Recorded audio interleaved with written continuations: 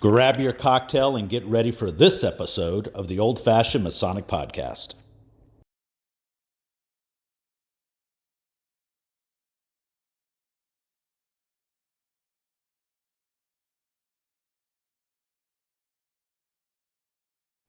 Welcome to the Old Fashioned Masonic Podcast, where we talk all things Freemasons while drinking an old fashioned. I'm Brian, and folks, I got a whole new state here. You've seen Ohio, you've seen Texas, you're sick of Kansas and Texas. You've seen New York, Florida, just a little bit of everyone. But this is our first guest from New Mexico. So it's my privilege to introduce most worshipful Steve, and I'm going to screw the last name up, but I'm going to try it. Almager? Almager. Almager. See, gosh, Yeah, I should have asked in advance. Welcome to the Old Fashioned Masonic Podcast, sir. it's great to be here. Great to be S- here. So, have you ever seen an episode of the podcast? Yes, I watched a couple before I agreed to come on here. Well, that's So, good because I would too. I wouldn't walk on with some silly dude from Kansas without at least being somewhat armed. So, right. as you know, on a podcast, we like to know as much about the man as we do the Mason. So, in traditional form, I'd like for you to tell our listeners who's Steve the man. Let's push masonry to the side. Perfect. Well, first and foremost, I'm a family man. Um, my family comes first in every aspect of my life. And I've been happily married for 32 years as of yesterday. And Congrats. well, yeah. And I have two kids and two grandkids, and everything I do revolves around them. Um, I I work in the oil and gas industry, and I have been for the last 30 years. And, you know, through perseverance and hard work, you know, well, I have risen in the ranks with different oil companies, and it's it's a value that I take with me, not only doing the hard work for my family, but doing the hard work for the companies that I work for. So Nice. So let me ask you this question. Oil and gas. Taylor Sheridan has a TV series Landman that's out. Have you seen it? I have seen it. How far-fetched is it? Oh, I've never seen a landman um like Billy Bob Thornton. Never seen that. But there's some things in there that's pretty true. There's a couple things that um I picked up on right away that was just unrealistic. But other than that, it listen, it's a show, right? Right. It's not a it's it's it's not a It's a not, sensationalized version. yes. Yes, 100%. And I will say this. I have never, the cartel plays a pretty decent amount in that show, and I have never had any issues with the cartel, never even heard of it. But, you Yeah. know, it just makes the story better, right? Yeah. So Yeah. anyway, Well, it was fresh, so I had to ask the question. So, you've been married a long time, family first, which is, we're taught that in masonry. You don't put all of that, anything before your family, right? right. So, let's segue over.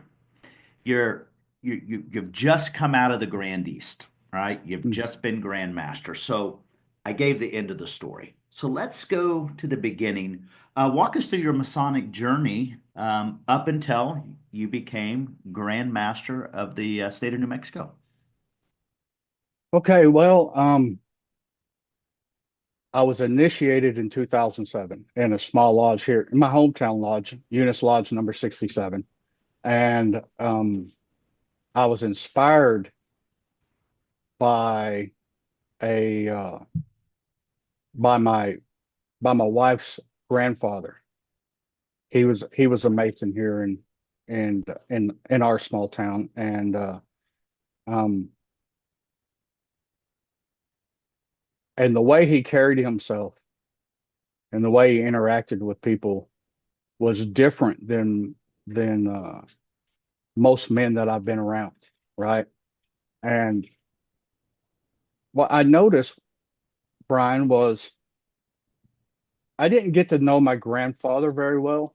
I was young when he passed away, but my grandfather had them same traits. He was a man that you could call on. He was a man that would be there for anybody and help anybody. And he was just different. He was just a different man, just like my wife's granddad. And so, and let me preface this to say, at the time, I did not know my granddad was a Mason. I had no idea. Right. So I didn't put two and two together, right? So anyway, December of '07, I was raised to the sublime degree of Master Mason. Joined all the appendant bodies like everybody does, Right. and um, went through. Uh, I don't know exactly. I was three-time past master of my home lodge. The last year I was master of the lodge on my third try. And let me say this: it's or your second time as Hmm. master of your lodge, Right. and we did something in our small lodge. Understand that we only have approximately 3,000 people in our lot in our town. We put in 18 master masons Wow. the year I was master, the third year I was master of the lodge. And I'm pleased to say that 7, 8 years later, 15 of them are still there. So Holy moly. yeah, yeah. And we did a we all we did is you could imagine all we did was degree work. Hmm. I mean, Brian, what I'm saying is we initiated, passed, and raised 18 men in 1 year, you know.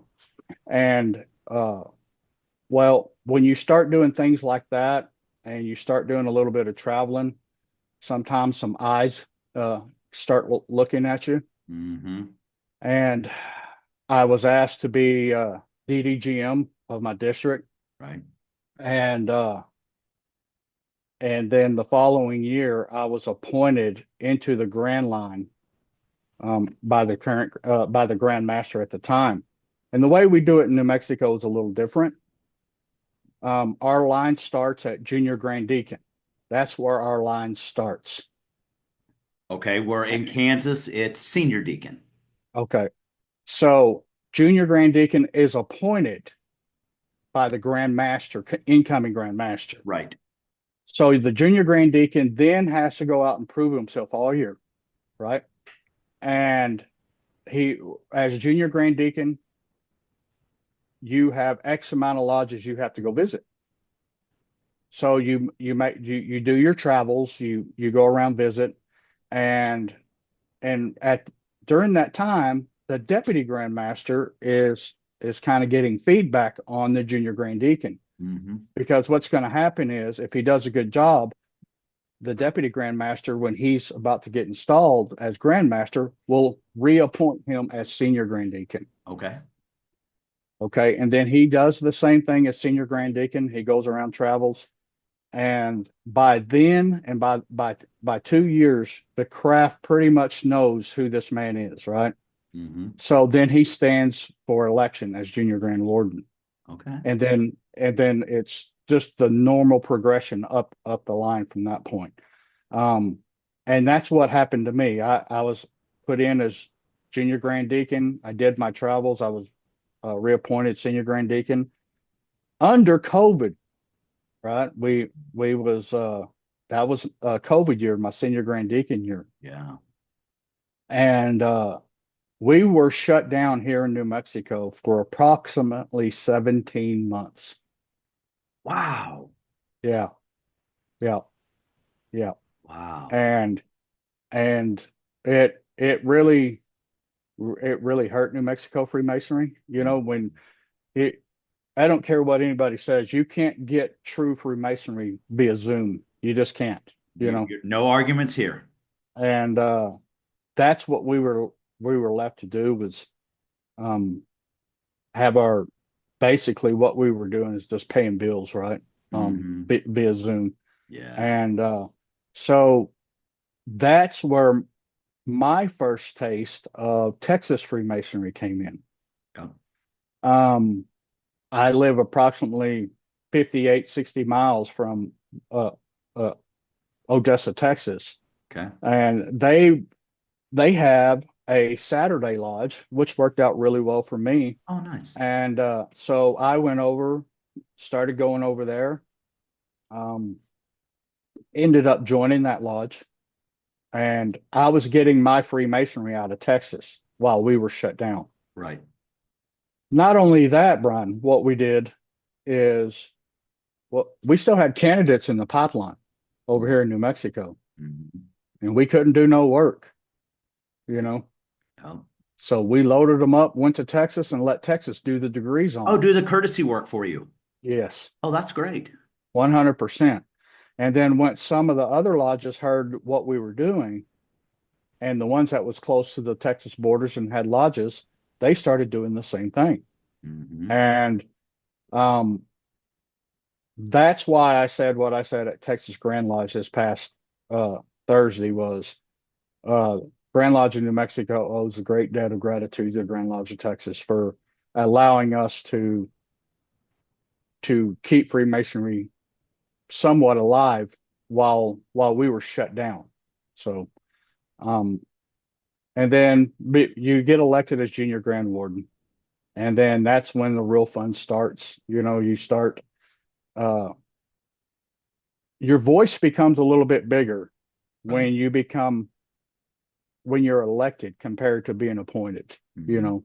Hmm. And luckily for us in New Mexico, we've had some really I've worked with some really good, great men Hmm. coming through the line, and they gave me tons of of knowledge and put me in situations that only benefit me as I became Grand Master, Right. right? Right. And we we just continued on through the journey, Brian. And then last year in Ruidoso, New Mexico, I was installed as Grand Master, and that's a funny story because I was installed Grand Master in a completely different nation, and it was the Mescalero Apache Nation I was installed in.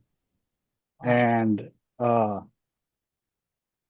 at that Grand Lodge, and it was a great, great setting. The um, Most Worshipful Brother Tom Shank did a fantastic job on that that communication, and it was one, Mescalero Apache, uh, the place where we held the Inn of the Mountain Gods, is a resort, one of the resorts in the state of New Mexico. So anytime you have a Grand Lodge at a resort, it's a great thing. Oh, yeah. And The attendance will just automatically tick up. It should, right? 100%.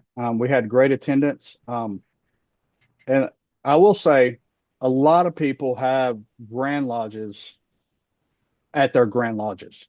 New Mexico don't do that. We do have a Grand Lodge building, but our Grand Lodge moves to wherever the incoming Grand Master asked it to be moved to. Oh, wow. Yeah. Yeah. I don't know. So, I don't know how to feel about that. I have to wrap that around my little brain here. well, it's really good for most men because I'm actually having my Grand Lodge in my district, Okay. 18 miles from my home lodge, Okay. and I'm having being able to show off the district a little bit, you know. Hmm. So Hmm. it's I like it, but I see the good of having a Grand Lodge in one place also, you know. Yeah, yeah, for just for sheer continuity. Yeah. Right. Yeah, that's interesting. And we are unable in Kansas to have our Grand Lodge in our Grand Lodge building, but so we always rent out a convention center or something along Yeah. those lines. We It. don't have we're not blessed like Texas with that big old building in Waco that you could seat 100,000 men in there uh, and cattle. It's amazing. yeah. It's a impressive building. Yeah, yeah. I Very can't impressive. imagine The maintenance costs. You know what? I've got to get those guys on or do an episode and just make people terrified of how much it costs just to keep those damn doors open. Right. I bet it's terrifying. Oh, 100%. That So 100%. So anyway, that's how the journey started and how it's going to end. got you So, up there. All right. So you've come out of the Grand East. What is the one, if you were to go back into the Grand East again, what's one goal that you'd want to accomplish that you didn't, if you were going to go in for another term, which nobody wants to do that, but if you're going to go in for another term, what's the one thing that you'd like to accomplish for New Mexico Masonry that you didn't get accomplished this time around? Or something else that surfaced, you're like, oh my gosh, I wish I would have thought about that. I don't, that's a really good question because we've done this past year, we've done some really good things. Nice. And um, I would, let's circle back to this one, can Let's we? circle Let me back. think about this. Let's circle back. Let's ask the question. I think it's the 600-pound gorilla. Why do you think more men aren't joining Masonry today? Well, I was really glad to see this question on the list Yeah. because this is something that is really at the heart of our fraternity. And if a lot of men and a lot of people in positions that I was in does not like to talk about this, right? And it needs to be talked about. It seems to be, We have to. um, it's the elephant in the room, right? So, Yep, it is. uh, so let me start by saying this. I don't believe Freemasonry is downsizing. I don't believe that we are dying. I don't believe none of that. I believe we are right sizing, is what I believe. Okay. I like it. I never believed that Freemasonry was intended to be as large as it was. Um, and I also don't believe that every town was ever intended to have a Masonic lodge.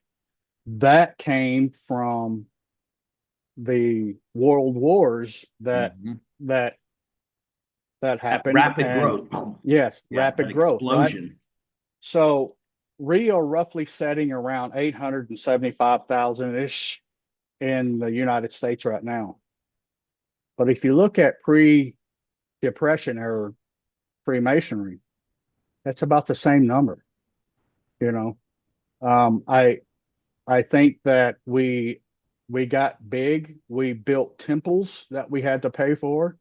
Yeah. Um, we had to then to pay for these temples, what do you have to do? You have to get members, right? Yep. So the standards to join Freemasonry was lowered so we can get more men in. We became more visible, more community oriented than ever before. At one point in time, we was a fraternity that met in um, Pubs and pubs, yeah, high heels and low veils, right? yep, And yep. we didn't have a really a truly temple like or a Grand Lodge. We didn't Yeah. have all that, and um, I we were a little, and I hate to say this, but I'll say it. But I don't want to give the people on the internet any more buzzwords, but we were a little hidden. You know what I mean? Yeah. And we just did our thing, and everything that we did for our community was done pretty much under a veil of secrecy, right? Right. Um, Well, because we and weren't looking for the glitz and glamour. right, We just no, wanted we to was serve not our community right. without needing it to be an Instagram post. 100%, Right. 100%. I believe that's one of the things why people are not joining anymore is because there is no mystique in today's Freemasonry compared to like there was before. It's 100% gone. I'll tell you, I'm a National Treasure Freemason, right? That's one of the things that kind of got me involved, Yeah. got me interested, right? Yeah. And Yeah. We then joined around the same time. So yeah, yeah. So when I got to my lodge and there wasn't much mystique there. It was just basically a a routine meeting with where they did some things, said some things, and off I went. And then, Right. there was really nothing that jumped out at me There's that no wow was factor, no sizzle. no, no, Right. no. And you know as well as I do, there can be. Yeah. We can put that back in there, you Yep. know. And A I little bit think of that's effort. what It doesn't take yeah, money, just a little effort, really. right, right. And I think that's one of the reasons why we're not enticing more men. But I I believe we're okay, Ron. And let me tell you why I think we're okay, because I see the numbers over the last 6 years that's been coming in to New Mexico, and understand New Mexico is a small jurisdiction. How Um, many Master Masons you have in New Mexico, roughly? 2,600. Oh, man. Yeah, Wow. yeah. Okay.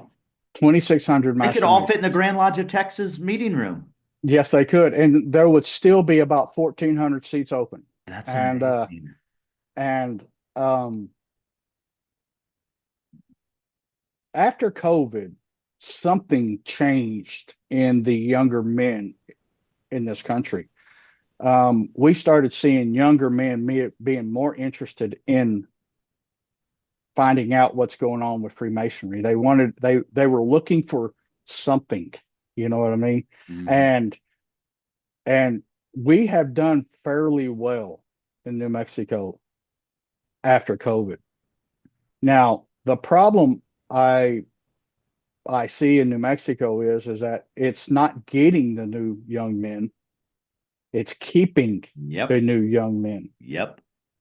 If we continue to go to lodge, open lodge, approve the minutes, read the minutes, complain about electric bill and a water bill, well, why would you want to go to that? Yeah, that's not our most precious commodity, which is time. I'm Yeah, spending my time doing what? yeah, Yeah, I 100, agree. 100%. And we have to be better at more education. It can't be said enough. I mean, we want to go to this lodge meeting, and I get it. I understand, but certain things has to be done. But paying the bills should not take up the majority of the It time in is your not a life. focal point of a No, meeting. It is just a necessary evil that you can do with the damn consent agenda, frankly. right, 100%. And we have to be able to increase the light that we promised. Yeah. And if we don't start doing that, that's where we're losing men. When you lose men that's been here 5 to 8 to 10 years because our lodge meetings are mundane, shame on you for that. Yep. Shame on you. Yep. So anyway, it's kind of twofold on that question there, because one, I don't believe we ever intended to be that large, but we could be better at what we're doing now to maintain our numbers, you Yeah. know. So let me summarize that. Let me think, because I think I agree because I've not heard this way. So Most Worshipful Steve says, I don't believe we're downsizing, we're right sizing. And the people that we're keeping, we need to do a better job retaining them. And to do that, we need to add value to their experience. Yeah, Is that a quick summary? yes, sir. It's a value add to our experience. And, Yeah. and this is not cliche. You've heard it a million times. It's quality over quantity, Yep. Yep. right? Yep. And if every master, every senior warden, every junior warden would would repeat that mantra every time they step into that lodge, our lodges would be better, you know? Well, the quality guys keep the men, Yes, right? The yes, quantity, listen, there's lots of arguments. The quantity pays the bills, but the quality keeps them in, right? We could right. debate both sides, but if you have, I'm going to insert a number, a lodge of 20 people and 10, just half of them, 10 of them are quality, those other 10 will come because they're like, well, hell, Steve's there. He's a good dude. And man, I Yeah. want to learn from him or the osmosis of, or man, you know what? I need to ask Steve a question because I think he might know about this and he'll give me good counsel. Hmm. So, Yes, yeah, we 100%. And we have to make sure that we're also putting these guys to work, giving them something to agree. do in the lodge. We can't just let them come in there and sit in the chair and um, go through the minutes and this and that and just leave because, like I said earlier, there's nothing worse than just sitting in a business meeting and the only thing you're getting accomplished is paying the bills. You Yeah, know. we were shooting some episodes today. Most people that watch, I'm not sure that they're aware that we have so many episodes banked. So we'll do five, six, seven, eight, 10 sometimes in a day.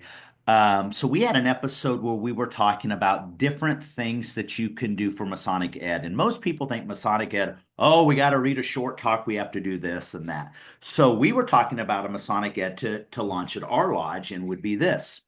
It would be a Masonic Ed's going to be personal and business development.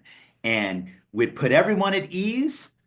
All the guys come to the middle. If you have a LinkedIn account, come on in. We're going to sit there. We're going to show you how to update your LinkedIn. Or the guy next to you, give them a recommendation. Or we have some older members. Well, I don't know how to do this Facebook thing. No problem. We're going to have a Facebook deal or something. It doesn't have to be just Masonic Ed, because to me, Masonic Ed is educating a Mason.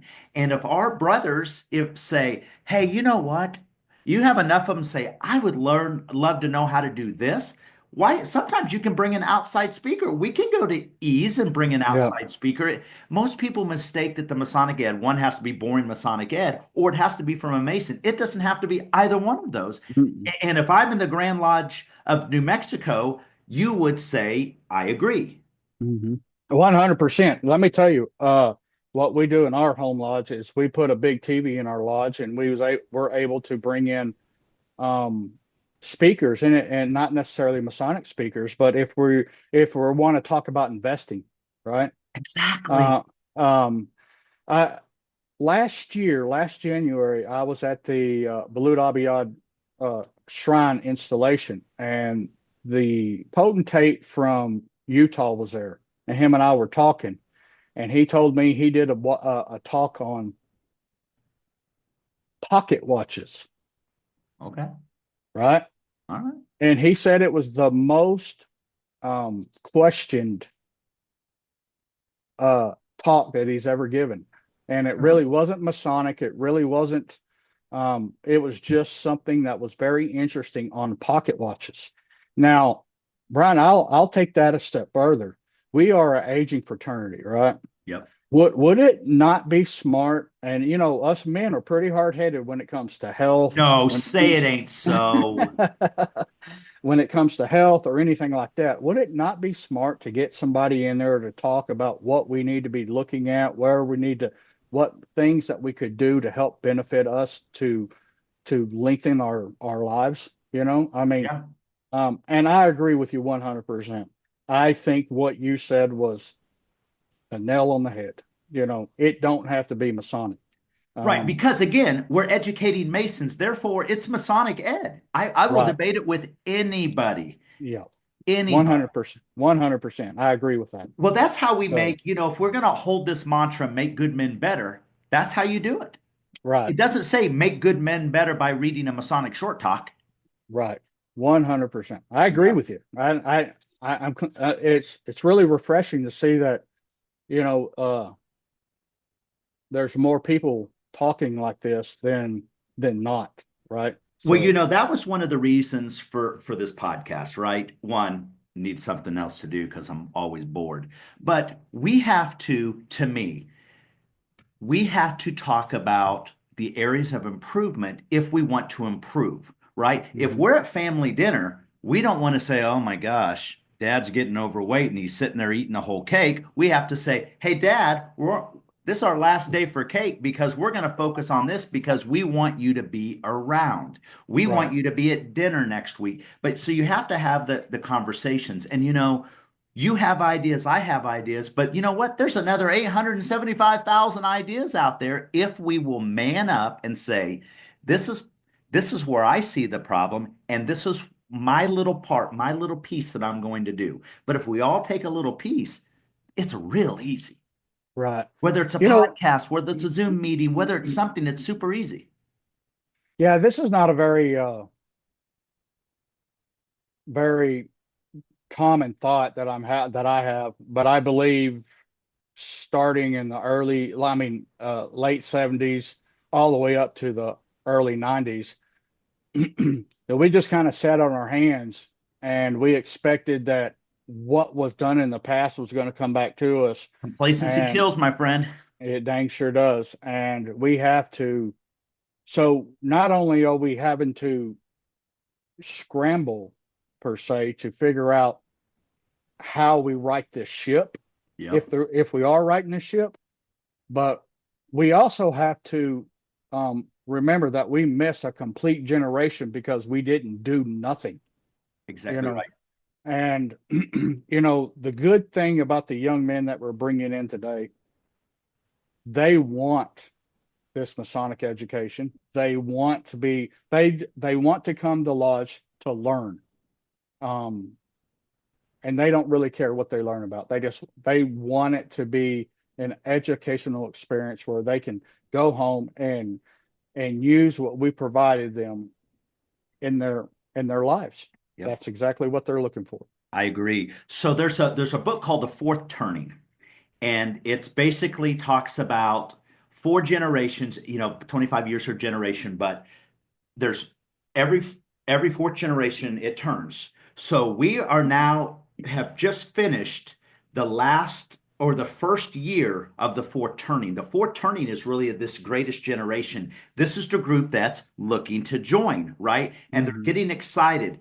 But the next generation after that, which goes back to one, they're the ones that are going to just knock down the walls. So right now, as people are getting excited, to your point, we get them in, we keep them here because we're going to let that next generation keep us going. Yeah, So every generation, I mean, it goes back hundreds and hundreds of years, but it's called the fourth turning. It's unbelievable because we're watching it happen right now. But what are we going to do? So we see it happen. We know it's happening. What are we now going to do to engage them? Because this younger generation is excited. You can see the folks that are joining, they're getting younger and younger. So what are we doing? What do they need? And you know what we need to do? We need to dang ask them what you want. What do you right. want out of the experience? Yeah, Oh, I'd like to see that. Okay, how do we do it? Because we yeah, may not we may not speak their generational language. So let's let them teach us their language. right. 100%. I agree. Yeah, so I'm all about it. So let me ask you this while we're on this. You've got a Masonic magic wand, my friend. You get to wave it big and boom, pop it one time. What do you want that one thing you want that wand to do? Return us back to our roots. All right, keep going. You give me more. I think that we've gotten so far away from what we were originally intended to do Yeah. that sometimes it's unrecognizable. And how do you know what we were originally intended to do? All you got to do is read, right? Yeah. What they've done in the past is not really what we're doing today. There's a big uh, push for um, charitable work in the Blue Lodge, right? But if you go back, Brian, and you read when Freemasonry was started, what the charity work that they were doing was charity work for their brothers and their families, Mhm. right? Yeah, It, taking care of their own. yeah, taking care of their own.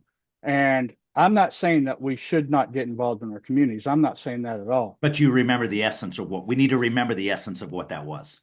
100%, because where we've moved from is we no longer take care of our own, but we take care of others now over our own. And that should never happen. Well, I've heard this once before and I agree. And I want to remind anybody that's been on an airplane and when you're getting your instruction before you take off, the flight attendant reminds you that the oxygen mask will drop. But people forget, she says you need to put your mask on first before you help others. So, to Mhm. your point, we are failing to put our mask on and helping ourselves because if we can't help ourselves, there's no way we're going to have the oxygen to help someone else. Right. To your point. Yes, sir. Yes, sir. And I that's what I would like to. I would like to get back to the way we was before. And like I said, the only way I know about it is because I've read it. I've lived in this current um, Freemasonry for the 17 and a half years.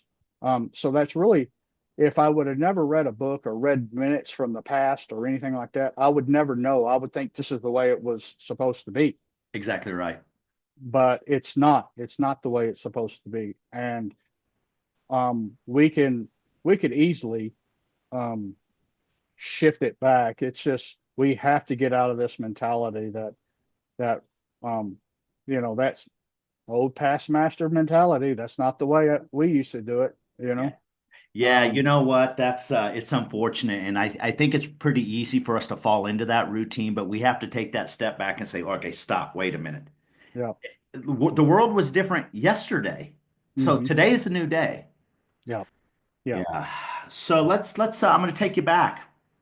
We're going to go back to that goal. What's one thing you think you'd like to accomplish for the craft that you might have not have got the year in the Grandies? So what if there's one more thing you'd like to hit? Maybe you just answered it. Maybe it's that focus of we need to focus on ourselves. One of the things that I've always tried to impress on people is the importance of what makes us a Mason, right? And what makes us a Mason is our obligations. And I wish that maybe that should have been the magic one, but um, You can have I two swipes at it. I really wish that I would have impressed a little harder and firmer on what makes us a Mason, because I truly believe we've lost that essence also. Yeah. We only have the essence when we're in lodge, and sometimes not even then, right? Um, but you know, if you go back and you converse with some older Masons, Hmm. and I'm talking about some older Masons, Right. um, you will completely understand that what they were brought up in compared to what we're doing now is it doesn't even resemble the same Freemasonry. Right. So I think I would have impressed on them to remember your obligations, remember how we should act, remember how we should meet and how we should part, right? Yeah. Yeah. Yeah. Um, I'm sitting there running through it as you're going. I'm like, yeah, none of it says let's open up 21 hospitals. yeah, Right? yeah, None of it says, let's help the blind and the hearing impaired. None of it says that, right? right, Yeah. right. Yeah, I agree with you. So I'm going to take you to what we call the most important question of the podcast, and this is the one that I didn't even tell you was coming. So I'm going to kind of do you a little dirty. So I'm going to All throw four things up on the screen, my friend. right. And of these four things, you've got to pick one that must go forever. So on the screen, my friend, you'll see four things. You'll see tacos. They could be chicken, beef, steak, whatever. Pizza, any crust, any flavor, any toppings. Wings, dry rub, wet rubs, whatever you want. Burger, any way you want it. Most worshipful. One of these has to go forever. Nobody in the world was ever even able to try it or taste it. What are you telling the world? What's got to go forever, my friend? That's easy. Pizza's got to go. Whoa, there was no Yeah, hesitation. yeah, yeah, Walk yeah. me through that. Well, first and foremost, you can't get rid of tacos. That's just It's that's yeah, blasphemy. yeah, it is blasphemy. Burgers is another one. Staple. That's a staple, right? Yep. And wings, even though it's newer than pizza, it's I just think they're better. I like pizza. Don't get me wrong. I really do like pizza, but out of all four of them, pizza's got to go. Um, Wings has really. I love eating wings. The it there's so much variety when it comes to a wing compared to anything else, and I try to eat more carnivore than Yeah. anything. Yeah. So, Sure. so you Yeah. can Oh, kind yeah. of The see carbs are the why. devil. As much Yeah, as, listen, I love a good slice of pizza too, but if I've got to, as we get older, if yeah, I got to sacrifice carbs or some protein, give me those wings too. yeah, I'm with you. I'm yeah, all about it. So, yeah. most forceful, I appreciate you for taking the time out to sit with this dude from Kansas and just telling us and giving us a perspective from not only the New Mexico point of view, but just your point of view. You had some answers and some thought processes that I've never heard, but I completely agree with. And I think the more we talk about this as we right size Masonry, we'll be in a much better place. So, most forceful, thanks for joining the Old Fashioned Masonic Podcast.